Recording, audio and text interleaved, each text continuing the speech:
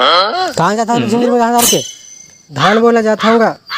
धान बोला आओ कौन बोले तोरा धान बोला? बाबू तो बोली सेगा पानी गिरी से ट्रैक्टर में खेत मतलब फंदवावे कह के धान घर का जाता हस भाई। मैं सोचे मैं फंदवा के क्या करबो, रोज रोज पानी तो गिरते थे, धान गला बो देते। अभी ले धान बोबे बन मानुस, अभी बरसात आले 1 महीना बाँचे से, अभी पानी गिरते हो में खेत ला फंदाना है ताकि लाटा मन मारे। अभी बोई करबो तो क्या होएगा? जल्दी बोई करते हैं जल्दी हो ही धान, जल्दी मुझे करबो जल्दी बेचे लेते। वाह रे जल्दी धान बेचे यार।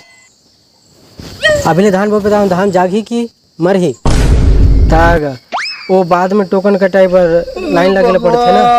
हे भगवान ईमन के समय कैसे खेती किसानी करी मोल तो कुछ समझ नहीं है। अच्छा से करबो ना का खेती किसानी अच्छा से कर साल। चल मेरा धान ला और जा खेत में फंदा के आबे। आल खाली उल्टा पुल्टा काम करत रहे, दिमाग खराब। दुकान बड़े बड़े होने से कुछ समझ नहीं आया मन। अब कहाँ बड़ा बड़ा देखता भी जल्दी जा।